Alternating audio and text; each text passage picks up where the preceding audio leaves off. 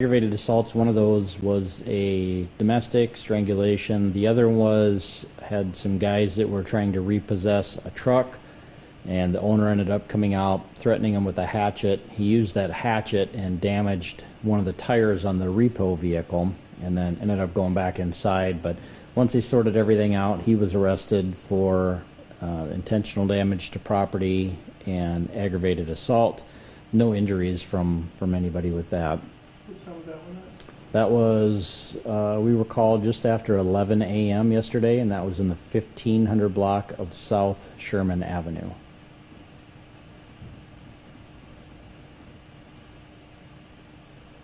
What were the ages of the suspect? The suspect? You want his name too? Yeah, His last name is Glader, Glader. Glader, I suppose. Philip, Philip. Middle is Sven, Sven, and he's 33 from Sioux Falls. And the person he threatened is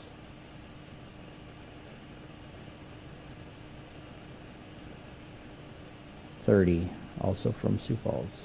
30-year-old man? Yep. And so there was just one repo man, or were there two?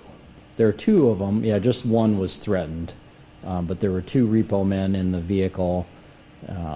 So just the one was threatened. Did he come out just with a hatchet? I think I heard on scare mention something about a nail gun. Yeah, there was a mention of that. I don't see that it was...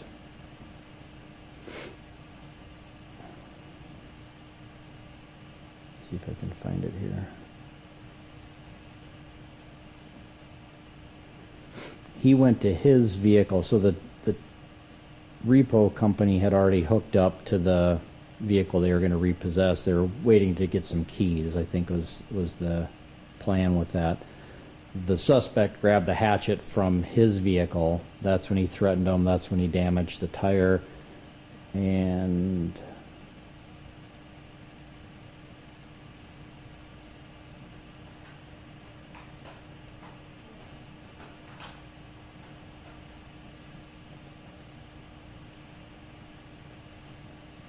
just looking through here, that I saw something about a nail gun, but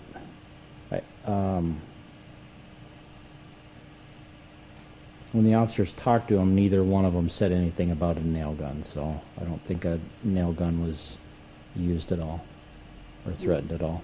His vehicle was successfully repoed,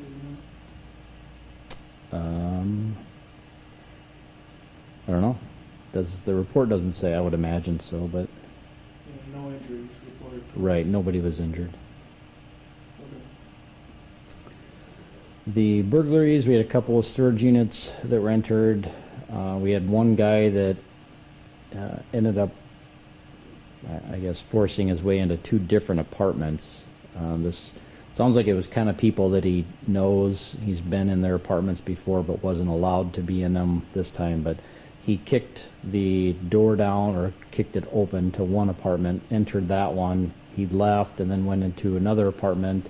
And I think he broke the window before he went into that second one, but no serious injuries from that. I think he may have cut his hand by punching the window, but he was arrested for a couple of different counts of burglary, and he didn't take anything from either apartment. The disorderlies, I've got one report on there that was a 13-year-old girl said she was walking to school yesterday. I don't really have a time. She didn't know exactly what time it was, but it was later, maybe around noon or so. It was just kind of a guess. She said she was kind of in the area of 33rd Street and 4th Avenue, and said that there was a white van that was following her. Apparently the driver asked if she wanted a ride or something, and then it continued on its way. There was a white van earlier this week, wasn't there? Incident that you had mentioned of kids walking through rollerblading by a school? That wasn't this week. That wasn't a van. That was a gentleman, just an older man that was following them. Gotcha. So that no van was involved with that one. I don't think we've had any white van descriptions for a while, Okay. if anything. And where and when did that happen, Scott? The best I could say is in the area of 33rd Street and 4th Avenue. I don't know the exact time. The report was made about probably about 2:30, 2:45. She had left, was walking to school. It wasn't during the normal morning time. She was going afterwards, so I'm just throwing out a number, but just kind of guessing sometime around noon. She was anticipated to arrive at school around 1:30, so maybe it could have been a little bit after that. But what I have now is just limited information, and I don't have any specific times. And let's see, the family disputes are all reports. The frauds, a lot of ID thefts. Larcenies, a few wallets, a few shopliftings, a couple of unlocked cars, nothing high dollar from those. No big quantities on narcotics. The rape is a report.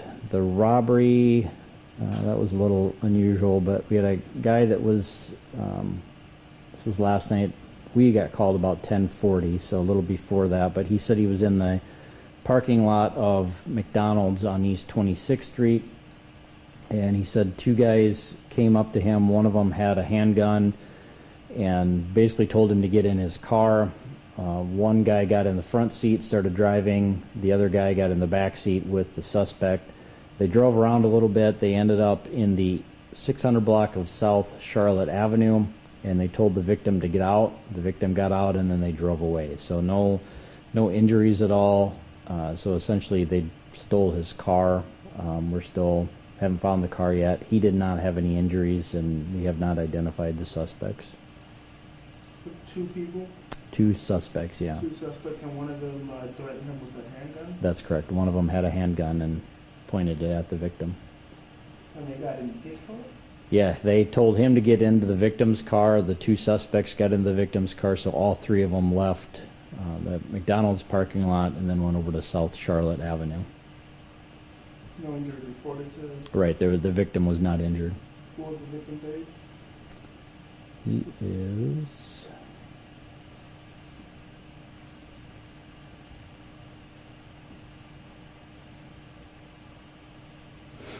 19 from Sioux Falls. 19-year-old man. Man, yep. Any description of the suspects? He thought one was black and the other was Native American, but he wasn't sure on that. The sex offense that was a woman was in the Spencer Park in the parking lot, and she said there was a guy that was in the car next to her that exposed himself to her.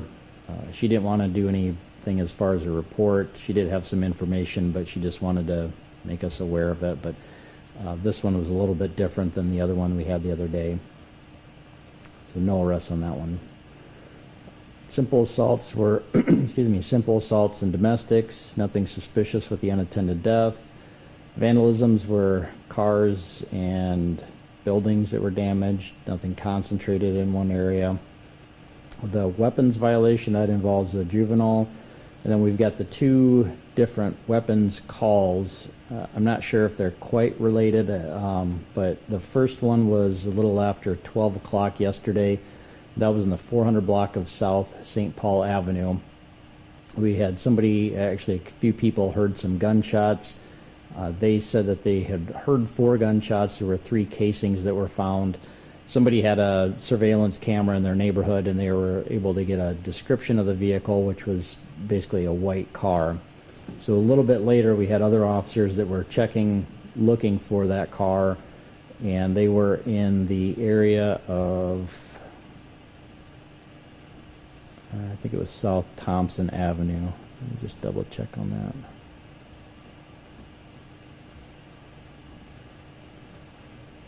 Yeah, they were in the 400 block of South Thompson Avenue, and they saw a vehicle that matched that description.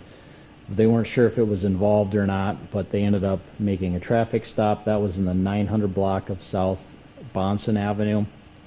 The driver was the only person inside. He was intoxicated, so he was arrested for the DWI.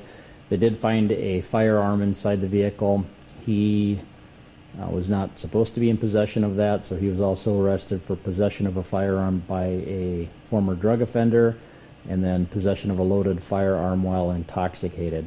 We're not sure if he had anything to do with the shooting or not. That's still under investigation. So no charges related to that, but some other charges as far as the possession and the being impaired. What time were you arrested?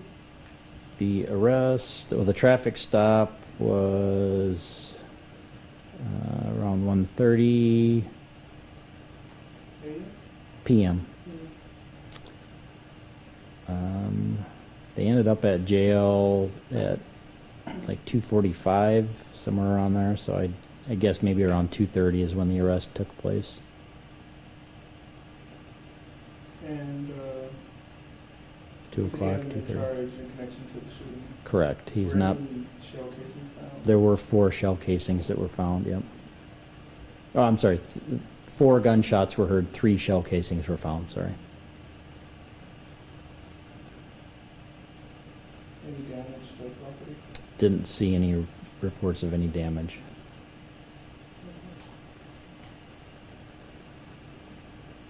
That's it. Unless you guys have anything else. Okay. Thanks.